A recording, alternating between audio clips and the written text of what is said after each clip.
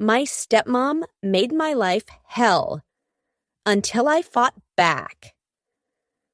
I didn't just fight back. I made sure she lost everything. And if you think that sounds harsh, you don't know what it's like to grow up under the thumb of someone who hates you just for existing. Still here? Good. Because once I tell you what I did, you might see me as the villain, or maybe you'll understand why I did it.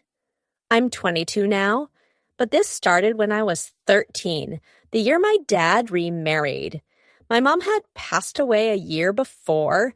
Cancer, fast and brutal. I was still raw, still clinging to her clothes, still crying myself to sleep. And then came her, Janet, my new stepmom. On the outside, she looked perfect, smiling, polished. She worked in real estate, always dressed like she was about to be on a magazine cover. My dad thought she was a fresh start. But to me, she was the beginning of hell. At first, I thought maybe it was me. Maybe I was just sensitive, still grieving. But no, Janet made it clear from the beginning. I was a problem. A reminder that my dad had a whole life before her. She didn't scream or hit me. No, she was smarter than that. It was the little things. Your mom wouldn't have let you eat that much sugar. Wow, you're really going to wear that to school? Don't tell your dad I said this, but you're the reason he's so stressed. Those tiny, sharp cuts every day. And when I tried to tell my dad, she'd flip it. She'd cry, say I was acting out, that I was jealous of her. And he believed her every time. By the time I was 16, she'd completely isolated me. She convinced my dad I didn't need therapy, that it would make me weak. She cut me off from my mom's side of the family, said they were a bad influence. Even Sam, my little half-brother, her son with my dad, got turned against me. She whispered things to him. He was only 5 at the time, so he believed it. One day he told me, "Mom says you don't really belong here." Do you know what that does to a teenager? Hearing your own little brother say you don't belong in your own house. By 18, I was barely holding it together. I moved out the second I graduated, packed my bags, and left without saying goodbye. But hate doesn't disappear just because you leave the house. It festers. And every time I saw her posts on Facebook, smiling with my dad, smiling with Sam, smiling in my house, I felt like my chest was filling with fire. So when I turned 21, I decided I wasn't just going to hate her from a distance. I was going to make her pay. I didn't have money. I didn't have power. But I had patience. And patience is a weapon. I started small, following her online, watching her patterns.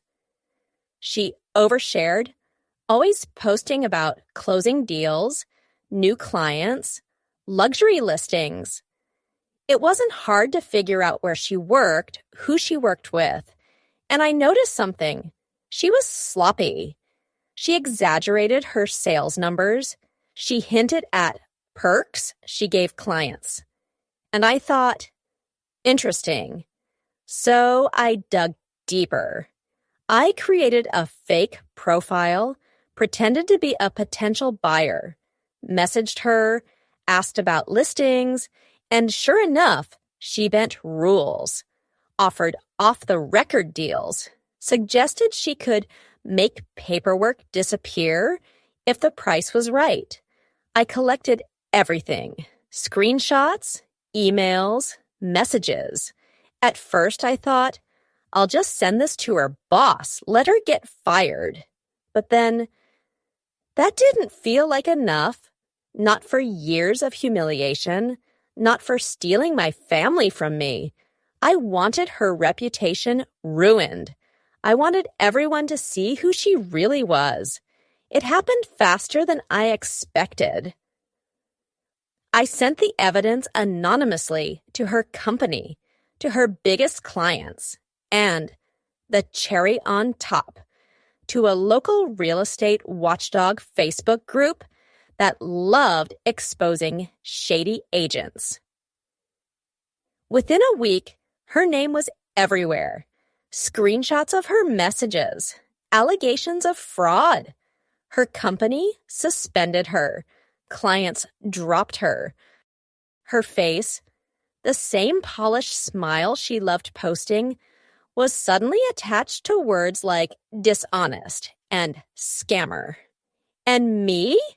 I watched it all unfold from my crappy apartment, sipping cheap wine, smiling in the dark. For once, she wasn't the one holding the power. I was. It didn't stop with her job. Her whole life unraveled. My dad, he stood by her at first, said it was all lies. But when bills started piling up, when neighbors started whispering, when Sam came home crying because kids at school called his mom a crook, the cracks spread. I heard from mutual acquaintances that my dad started drinking more, that the fights got louder, that Sam spent more time hiding in his room, and I should have felt bad, but I didn't, not then, because I remembered every night she made me cry, every time she convinced my dad I was the problem, every whisper that I didn't belong. This was balance. This was justice. If you think I'm a monster, I won't blame you. But what would you have done? Walk away? Forget it ever happened? Could you, honestly? Here's the thing no one tells you about revenge. It doesn't stop at the target, because once you've set a fire, it spreads. I didn't just burn her. I burned everything around her. Sam stopped posting online. I think he was embarrassed. My dad barely leaves the house now, and sometimes, late at night, I wonder, did I take revenge on her? Or did I destroy my whole family just to get back at one woman? Still with me? Cool. Then you might want to stick around for the ending. Because the last part of this, even I don't know if I can forgive myself for it. A month ago, I got a letter from Sam. He's 14 now, old enough to write his own thoughts. It said, I don't know what you did, but Mom cries all the time. Dad drinks. I wish you'd come home.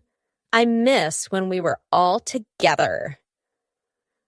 I sat there staring at it, my hands shaking, because in all my rage, I never thought about him. The little brother who once told me I didn't belong, but who also used to crawl into my bed when he was scared of thunderstorms. And now he's the one paying the price. So, yeah. I fought back. I destroyed her. But in the process, I might have destroyed the only family I had left. And sometimes when I can't sleep, I wonder, did she win after all? Because she took my childhood, and I, in trying to get even, took everything else.